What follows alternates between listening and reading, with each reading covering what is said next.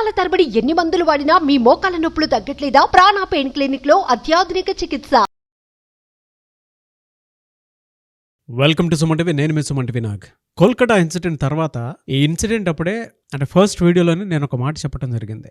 దీనికి సంబంధించినటువంటి వాటిల్లో స్కూల్ కాలేజెస్లో లీగల్ ఫార్మేట్లో ఒక గైడ్లైన్స్ అనేది చాలా అవసరం. దానికి సంబంధించినటువంటి వాటిల్లో ప్రతి చోట కొన్ని చోట్లయితే హోర్డింగ్స్ కూడా పెడితే బాగుంటుంది. ఇలాంటి వాటికి అంటే పీపుల్లో అవేర్నెస్ కోసం ఒకలాంటి భయాందోళన కోసం అయినా సరే, అంటే వేరే వాళ్ళని ఎవరినైనా టచ్ చేయాలనుకున్నా, లేదంటే ఇలాంటి ఇన్సిడెంట్ జరగకుండా ఉండటానికి కోసం చెప్పేసి ఏదైనా ఉండాలి అని అంటే లీగల్ ఫార్మేట్లో అవేర్నెస్ గైడ్లైన్స్ చాలా అవసరం అని చెప్పేసి ఫస్ట్ వీడియోలో నేను చెప్పడం జరిగింది. కుదిరితే నాకు అది కొంచెం ప్లే చేస్తాను. అంటే నేనును నా రవీంద్రనాథ్ ఠాగూర్ గారు ఇద్దరం కూర్చొని మాట్లాడినటువంటి ఫస్ట్ వీడియో డే 1 అది మేము మాట్లాడుకోవడం జరిగింది. అంటే ఇలాంటి ఎప్పుడు సంఘటనలు రిపీట్ అవ్వకుండా ఉండడం కోసం చెప్పేసి. సో లక్కీగా ఈరోజు ఏం జరిగింది అని అంటే కేంద్ర ప్రభుత్వం అది కూడా హెల్త్ మినిస్ట్రీకి సంబంధించినటువంటి శాఖ ఏదైతే ఉందో దాంట్లో కొన్ని కీలక అంశాలకు సంబంధించినటువంటి అంటే వీటికి సంబంధించినటువంటి కొన్ని గైడ్లైన్స్ అయితే ఇవ్వటం జరిగింది. అవి ప్రతి స్కూల్స్, కాలేజెస్ లేదంటే హోర్డింగ్స్లో కూడా వీలైతే వాటిని వాడండి అని చెప్పేసి చెప్పడం జరిగింది. అవేంటి, వాటికి సంబంధించింది ఎలాంటి గైడ్లైన్స్, అందులో ఏమేమి ఉన్నాయి అనేది ఈరోజు మనతో పాటు హైకోర్టు అడ్వకేట్ రవీంద్రనాథ్ ఠాగూర్ గారు ఉన్నారు. సో కూలంకషంగా వాటిని చర్చిద్దాము. Hello sir. హాయ్ అండి నాగరాజ్ గారు. సో ఫస్ట్ వీడియోలోనే మీరు నేను చేసిన దాంట్లో అయితే అట్లీస్ట్ అవన్నా యాడ్ చేయండి అని చెప్పేసి మనం రిక్వెస్ట్ చేయడం జరిగింది. పబ్లిక్ రెస్పాండ్ అవ్వండి దీని మీద. డెఫినెట్గా వీటికి సంబంధించినటువంటి వాటిల్లో చట్ట సవరణ, దాంతోపాటు ఇలాంటి అవేర్నెస్ అనేది, లీగల్ అవేర్నెస్ అనేది ప్రతి చోట జరగాలని చెప్పి స్కూల్ కాలేజెస్లోనూ పెద్ద పెద్ద హోర్డింగ్స్లో కూడా ఉండాలని చెప్పేసి కోరుకున్నాం మనం.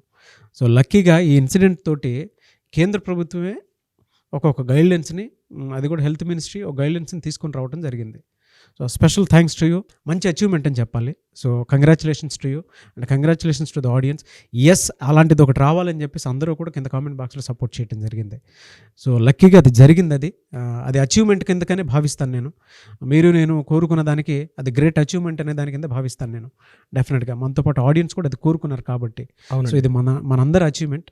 సో ఆ గైడ్లైన్స్లో ఏమున్నాయి? ముందుగా మీకు కూడా కంగ్రాచులేషన్స్ అండి నాగరాజ్ గారు. Thank you. ఈ సామాజిక బాధ్యత అన్నటువంటి కార్యక్రమంలో మనం ఏదైతే మొదలు పెట్టామో దీన్ని అనేక మార్పులు కూడా దారితీస్తుంది. చట్ట సవరణలు కూడా వస్తాయి. ముందుగా ఒక అంకురం అంటే ఒక మొదటి అడుగైతే పడింది అని చెప్పుకోవచ్చు. ఈరోజు కేంద్ర ప్రభుత్వ వైద్య ఆరోగ్య శాఖ కార్యదర్శి అపూర్వ చంద్ర గారు ఒక ప్రెస్ నోట్ రిలీజ్ చేశారు. ఈ ప్రెస్ నోట్ని సెంట్రల్ గవర్నమెంట్ రిలీజ్ చేసింది. ఇది ప్రతి ఆయా రాష్ట్ర శాఖ కార్యదర్శులకి, ప్రతి స్టేట్ ఎవ్రీ చీఫ్ సెక్రటరీ ఆఫీసులకి, అలాగే డీజీపీ ఆఫీసులకి కూడా ఒక గైడ్లైన్స్ ఇచ్చింది. అంటే ఒక మార్గదర్శకాలను ఇవ్వడం జరిగింది. అంటే సుప్రీంకోర్టు ఆల్రెడీ చంద్రచూడ్ గారు ఆధ్వర్యంలో జరుగుతున్నటువంటి ఆల్రెడీ ఒక టాస్క్ ఫోర్స్ని ఏర్పాటు చేశారు. ఆల్రెడీ ఈ టాస్క్ ఫోర్స్ ఉంటుండగా ఇమీడియట్గా అది ఇంకా రావడానికి కొంత సమయం పడుతుంది. 2 నెలలు 3 నెలల పాటు సమయం పెట్టేటట్టు ఉంది. కాబట్టి బిఫోర్ దట్ యాక్చువల్గా కొన్ని మార్గదర్శకాలు ఈ రోజు నుంచే ఫ్రమ్ టుడే ఆన్వర్డ్స్ ప్రతి డిపార్ట్మెంట్లో వీటిని ఇంప్లిమెంట్ చేయండి అని చెప్పి క్లియర్ ఆర్డినెన్స్ క్లియర్గా ఒక ఇన్ఫర్మేషన్ ఇవ్వడం జరిగింది. దీనికి సంబంధించి అది ఒక విధంగా చెప్పాలంటే వాయిస్ ఆఫ్ ద పబ్లిక్ బలంగా వినిపించినప్పుడే ఏవైనా కొత్త మార్పులు, కొత్త ఆవిష్కరణలు కూడా జరుగుతాయండి. దానికి నాంది వాచకం ఈరోజు మనం చెప్పుకోవచ్చు. ఆ మార్గదర్శకాలు ఏవైతే ఉన్నాయో నేను కొంత వివరించే ప్రయత్నం చేస్తాను. కొన్ని పాయింట్ వైజ్ డిస్కస్ చేద్దాం నాగరాజు గారు. అందులో ఫస్ట్ పాయింట్ ఏం చేశారంటే నైట్ టైం పహారా కొనసాగించాలి. అంటే నైట్ టైం ముఖ్యంగా హాస్పిటల్స్ కానీ, కాలేజెస్ కానీ, ప్రతి ప్రైవేటా గవర్నమెంటా కాదండి, ఎవ్రీ హాస్పిటల్లో ఈ రూల్స్ అన్నీ నాట్ ఓన్లీ గవర్నమెంట్ కాలేజ్కో లేదా గవర్నమెంట్ హాస్పిటల్ సంబంధించింది కాదు. ఎవ్రీ హాస్పిటల్, అది చిన్న hospital, middle hospital, corporate hospital అని కాదు, ప్రతి హాస్పిటల్ 24/7 పనిచేసే ప్రతి హాస్పిటల్లో ఈ రూల్స్ అండ్ రెగ్యులేషన్స్ ఇంప్లిమెంట్ చేయమని క్లియర్ ఇన్స్ట్రక్షన్స్ ఇవ్వడం జరిగింది. అందులో నైట్ టైం పహారా కొనసాగించాలి. పెట్రోలింగ్, పోలీసులు ఎట్లయితే పెట్రోలింగ్ చేస్తారో నైట్ టైం కంపల్సరీ ప్రతి హాస్పిటల్ దగ్గర పెట్రోలింగ్ ఉండాలి. అక్కడ ఒక గైడెన్స్ బుక్ ఉండాలి. ప్రతి ఎవ్రీ 2 అవర్స్కి 1 అవర్కి అక్కడ ఏం జరుగుతుందని చెప్పి అక్కడ గైడ్ దగ్గరికి వెళ్ళి ఆ గైడ్ నోట్ బుక్ ఉంటుంది. ఆ గైడ్ నోట్ బుక్లో ప్రతి ఆఫీసర్ వెళ్ళి సైన్ చేయాలంటే పెట్రోలింగ్లో ఉన్నటువంటి పోలీస్ డిపార్ట్మెంట్ ఆఫీసర్స్ వెళ్ళి అక్కడ సైన్ చేయాలి. ఒకసారి లోపలికి వెళ్ళి పూర్తిగా హాస్పిటల్ బయట నుంచి జస్ట్ సైరన్ వేయించుకుంటూ వెళ్ళిపోవడం కాదు, లోపలికి వెళ్ళి ఒక జస్ట్ విజిట్ చేసుకుంటూ అక్కడ సెక్యూరిటీతో మాట్లాడి రావాల్సిన విధంగా ప్రతి మార్గదర్శకాలు ఇవ్వడం జరిగింది. ఇది ఫస్ట్ పాయింట్ అని చెప్పుకోవచ్చు. రెండవది మీరు చెప్పినట్టు నాగరాజు గారు సెకండ్ ఇందాక మీరు చెప్పారు ఒక పాయింట్లో ఈ ప్లకార్డ్ సంబంధించి, అది మనం విజయంగా చెప్పుకోవచ్చు. మన సుమన్ టీవీ యాజమాన్యం ఫస్ట్ డే మనం మాట్లాడుకున్నాం, యాజమాన్య సపోర్ట్తో మనం కూడా మాట్లాడడం జరిగింది. ఇది మన అచీవ్మెంట్గా చెప్పుకోవచ్చు. రియల్లీ దీనికి మనం ఆడియన్స్కి థ్యాంక్స్ చెప్పుకోవాలి, ప్రత్యేకంగా మీకు కూడా థ్యాంక్స్ చెప్పుకోవాలి. అందులో ఏం చెప్తున్నారంటే ఏదైతే బిఎన్ఎస్ అంటే భారతీయ న్యాయ సంహిత కింద ఉన్నటువంటి ముఖ్యంగా రేపులు, మర్డర్స్, ఉద్యోగాల్లో ఉన్నటువంటి వ్యక్తులకి వాళ్ళ పని ఆటంకాలు కలిగించేటప్పుడు కానీ, అది ముఖ్యంగా వైద్యుల విషయంలో మరీ క్లియర్గా ఉంటుంది. అటువంటి సందర్భాల్లో ఎటువంటి శిక్షలు వస్తాయి, వాళ్ళని టచ్ చేస్తే ఎటువంటి శిక్షలు వస్తాయి, వాళ్ళని టీచ్ చేస్తే ఏ శిక్షలు వస్తున్నాయి, వాళ్ళని రేప్ చేస్తే ఏ శిక్షలు వస్తాయి, వాళ్ళని మర్డర్ చేస్తే ఏ శిక్షలు వస్తాయి, ఇలా ప్రతి సెక్షన్ని బిఎన్ఎస్లో ఏవేవైతే హైలైట్ చేశారో ప్రతి సెక్షన్ని దాని ఉన్నటువంటి ఆ శిక్ష ఎంత ఉంటుంది, జరిమానా ఎంత ఉంటుంది, ఈ మొత్తం కూడా ఒక పెద్ద పెద్ద అక్షరాలతో అందరూ కనిపించే విధంగా ఒక హోర్డింగ్స్ పబ్లిక్ తిరిగే ప్రతి ప్లేసుల్లో కూడా, ప్రతి హాస్పిటల్లో, ప్రతి కాలేజీలో, మెడికల్ డిపార్ట్మెంట్ సంబంధించిన ప్రతి చోట ఇమ్మీడియట్గా స్టార్ట్ చేయమని చెప్పి ఆ మార్గదర్శకాల ఇన్స్ట్రక్షన్స్లో ఉన్నటువంటి సెకండ్ పాయింట్ అది. ముఖ్యంగా అది ఓపెన్, ఆ సెక్షన్స్ నెంబర్తో సహా బహిరంగంగా ప్రదర్శించాలి. కోర్టులో ఉన్నటువంటి సెక్షన్స్, బిఎన్ఎస్ సెక్షన్స్ పుస్తకాలు రాసుకోవడానికి కాదు, ప్రజలకు తెలియాలి. ఈ తప్పు చేస్తే ఖచ్చితంగా ఈ శిక్ష ఉంటుందని అది చూస్తే భయపడాలి ఫస్ట్. ఇది ఒక నెంబర్ 2గా చెప్పుకోవచ్చు. నెంబర్ 3, డ్యూటీలో ఉన్న స్త్రీలపై టీజింగ్ చేస్తే 2 వారాల్లోగా చర్య తీసుకోవాలి. ముఖ్యంగా హాస్పిటల్స్లో నర్సులు ఉంటారు, మనకి స్టాఫ్ నర్సులు అండి. వాళ్ళు మనం హాస్పిటల్లో మనం చీము రక్తం ఓడుతుంటే మనం బెడ్ మీద పడుకుంటే మన దగ్గరకు వచ్చి సర్వీస్ చేస్తారండి. మనకు బంధువులు కూడా రావాలి మన దగ్గరికి. మనం వొమిటింగ్ చేసుకుంటే మన బంధువులు మన దగ్గర రారు, మనకు రక్తం ఓడుతుంటే మన బంధువులు మన దగ్గర రాకపోవచ్చు. కానీ వాళ్ళు అవేం పట్టించుకోకుండా వచ్చి వాళ్ళు అసలు వృత్తి మీద ఉన్నటువంటి వృత్తి ధర్మంతో వాళ్ళు వచ్చి ఆ రక్తాన్ని, ఆ చీముని వాటిని క్లీన్ చేసుకుంటూ వెళ్తున్నట్టు స్టాఫ్ నర్సు సిస్టర్ అని పిలుస్తూ ఉండే వాళ్ళని మనం సిస్టర్ అని పిలుస్తాం. అంటే మనకు సహోదరి ఆవిడ అని పిలుచుకుంటామండి. వాళ్ళు వచ్చి క్లీన్ చేస్తున్న వాళ్ళకి కానీ పొరపాటున ఈవ్ టీజింగ్ చేస్తే స్టాఫ్ నర్సులకు కానీ, డ్యూటీలో ఉన్న డాక్టర్లకు కానీ కఠిన చర్యలు తీసుకోవడంతో పాటు 2 వారాల్లోగా ఇమ్మీడియట్గా డిక్లేర్ చేసేయాలి. వాళ్ళకి టైం బీయింగ్ ఉండకూడదు అని చెప్పడం జరిగింది. 3వ పార్ట్. థర్డ్ పాయింట్ అంటే ఒక సెక్యూరిటీ కమిటీ. ప్రతి హాస్పిటల్లో కూడా ఒక సెక్యూరిటీ కమిటీ ఉండాలి. రకరకాల కమిటీలు ఉంటాయి. Staff nurse committee, doctors committee, రకరకాల కమిటీస్ ఉంటాయి అసోసియేషన్ లాగా. కానీ అలా కాదు, ఒక సెక్యూరిటీ కమిటీ. ఆ సెక్యూరిటీ కమిటీ విధానం ఏంటి, 24/7 ఎక్కడెక్కడ సెక్యూరిటీ వైజ్ ఎక్కడెక్కడ లూప్ హోల్స్ ఉన్నాయి వాటిని సరిదిద్దుకుంటూ పనిచేయాల్సిన ఆవశ్యకత ఉంది అని చెప్తూ వాళ్ళు ఎవ్రీ 15 డేస్కి మినిట్ బుక్ ఏర్పాటు చేసుకొని ఆ మినిట్ బుక్లో ఏమేం చేస్తారన్నది కూడా ఎప్పటికప్పుడు అక్కడ ప్రజెంట్ చేయాల్సి వస్తుంది. ఒక సజెషన్ బాక్స్ పెట్టినట్టుగా ఉంటుంది. ఇక 4th పాయింట్, జనరల్ పబ్లిక్ తిరుగుతుంటారు. పెద్ద హాస్పిటల్ జనరల్ వార్డు ఉంటుంది. జనరల్ వార్డులో పెద్ద వార్డ్స్లో వరుసగా 10, 15, 20 బెడ్లు, 40 బెడ్లు ఉంటాయి. జనరల్ పబ్లిక్ వస్తుంటారు. పబ్లిక్తో పాటు వాళ్ళ అటెండెన్స్ వస్తారు, వాళ్ళ బంధువులు వస్తారు, అందరూ వచ్చిపోతుంటారు.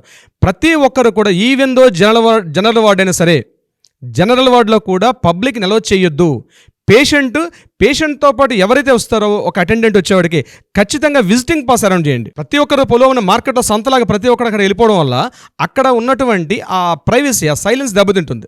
ఎవరు వస్తున్నారో ఎవరు పోతున్నారో ప్రతిదీ మనం సీసీ ఫుటేజ్లో చూసుకోలేం కాదు. కాబట్టి ఎవరైతే ఉంటారో పేషెంట్తో పాటు ఒక పర్సన్కి ఒక విజిటింగ్ పాస్ ఇవ్వండి, ఆయనకు ఒక టైమింగ్స్ ఇవ్వండి. అంతేగాని పేషెంట్తో పాటు జనరల్ వార్డ్ అంటే ఇట్ జనరల్ ఫర్ ఆల్ అన్నట్టు కాకుండా అక్కడ ఒక రిస్ట్రిక్షన్స్ ఇవ్వండి అని చెప్పడం కూడా ఒక పాయింట్గా చెప్పడం జరిగింది.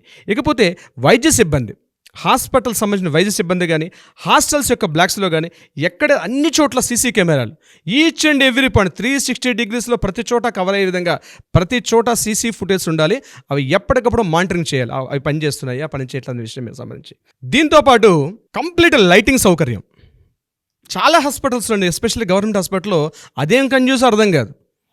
మెయిన్ పర్సన్ లైటింగ్ ఉంటుంది, డల్ లైటింగ్ కనిపిస్తుంటుంది. మిడ్ నైట్ మనం పొరపాటు 11 o'clock పేషెంట్ తీసుకెళ్తా ఉంటే అంబులెన్స్ వస్తుంటుంది, పేషెంట్ పట్టుకోవడానికి స్ట్రెచర్ మీద ఎక్కించడానికి కూడా అవకాశం ఉండదు. కాదు, ప్రతి చోట కంప్లీట్ లైటింగ్ సిస్టమ్, ఎక్కడ కూడా ఏర్పాట్లు ఎక్కడ కూడా ఫెయిల్యూర్ కాకుండా కంప్లీట్ లైటింగ్ సిస్టమ్ని ఏర్పాటు చేయమని చెప్పడం కూడా జరిగింది. ఇది క్లియర్గా ఉండాలి. 5th point, last point, but not list, sexual harassment కానీ ఎక్కడ జరిగితే తీవ్రమైన చర్యలతో పాటు ఇంటర్నల్ కమిటీస్ ఉండాలి. ఇలా జరిగింది అని తెలిస్తే ఇంటర్నల్ కమిటీ ఇమ్మీడియట్గా దాన్ని పబ్లిక్ చేసి ఊరగా ప్రోపగండా చేసి హడావుడి చేసి ఆ కాలేజ్ మీద కానీ లేకపోతే హాస్పిటల్ మీద కానీ ఒక బ్యాడ్ రూమర్ కాకుండా ఇమీడియట్గా ఒక కమిటీ హెరాస్మెంట్కి వేరే ఒక కమిటీని ఏమని చెప్పారు. ఎందుకంటే ఇక్కడ హాస్పిటల్ సిబ్బంది మ్యాక్సిమం నర్సింగ్ అంతా కూడా వీళ్ళే ఉంటారు కాబట్టి ఇది ఒక కమిటీ ఏమని చెప్పడం జరిగింది. సో నెక్స్ట్ వచ్చినటువంటి ఏదైతే మనకు అక్కడ సుప్రీంకోర్టు గైడ్లైన్స్ ప్రకారం ఏర్పడినటువంటి ఆ కమిటీ కన్నా ముందు ఈ మార్గదర్శకాలను సూచిస్తూ ఈ మార్గదర్శకాలని ఫ్రమ్ టుడే ఆన్వర్డ్స్ ప్రతి హాస్పిటల్లో ప్రతి కాలేజీలో ఇంప్లిమెంట్ చేయమని చెప్పి సెంట్రల్ గవర్నమెంట్ కేంద్ర ప్రభుత్వ వైద్య ఆరోగ్య శాఖ ప్రధాన కార్యదర్శి అయినటువంటి అపూర్వ చంద్ర గారు రిలీజ్ చేసినటువంటి స్టేట్మెంట్ మనం తెలియపరచుకున్నాం ఇప్పుడు నాగరాజ్ గారు. ఎప్పటికైనా సరే ఇలాంటిది ఒకటి జరుగుతుంది అనుకున్నందుకు చాలా హ్యాపీగా ఆనందంగా ఉంది సార్. సుమన్ టీవీ విజయము లేదంటే రవీంద్రనాథ్ ఠాగూర్ గారి విజయము అనేది కాకుండా మన ఆడియన్స్ దగ్గర నుంచి వాళ్ళు నాగరాజ్ గారు అండ్ రవీంద్రనాథ్ గారు మీతో మేము ఉన్నాము, మీతో పాటే ఏదున్నా సరే జస్టిస్ జరిగేంత వరకు దీనికి సంబంధించినటువంటి ప్రతి ఇన్సిడెంట్లోనూ లైకుల రూపంలోనూ కామెంట్ల రూపంలోనూ డెఫినెట్గా మేము మీతో ఉంటామని సపోర్ట్ చేసినటువంటి ప్రతి ఆవేదనతో కూడుకున్నటువంటి గొంతుకు ఎవరిదైతే ఉంటుందో వాళ్ళది, ఆ సామాన్య ప్రజలదే ఈ విజయం అని చెప్పేసి చెప్తాను నేను. So special thanks to you sir, and special thanks to అంటే మనతో పాటు ఎవరైతే ఆడియన్స్ రెగ్యులర్గా కామెంట్ బాక్స్ల రూపంలోనే లైకుల రూపంలోనూ ఇన్సిడెంట్కి సంబంధించినటువంటి వాటిలో త్వరితగతిని జస్టిస్ జరగాలని కోరుకున్న ప్రతి ఒక్క సామాన్య ప్రజానికి అనేది ఈ విజయం. Thank you, no words. ఇప్పటికైనా సరే నేను డే 1 అంటే ఏదైతే కోరుకున్నానో నిజంగా లీగల్ అవేర్నెస్ అనేది డెఫినెట్గా ఉండాలండి. ఈరోజు మనతో పాటు ఈ లీగల్ అవేర్నెస్ కోసం నేను కాంబోలో చేసినటువంటి ప్రతి వీడియోకి కామెంట్స్ రూపంలో వాళ్ళు ఇచ్చేటువంటి ప్రతి మాట అంటే విలువగా మనం తీసుకొని అంటే మనకే ఇన్ఫర్మేషన్ ఇస్తూ ఉన్నారు, ఇది మాట్లాడండి, ఇది చేయండి అని చెప్పేసి. ఇది ఇలానే కంటిన్యూగా జరగాలని కొనసాగాలని మాత్రం మనస్ఫూర్తిగా కోరుకుంటాను. Thank you so much Rabindranath Tagore garu. Thank you so much అండి. Thank you so much sir. Yes, and special thanks to audience. Thank you.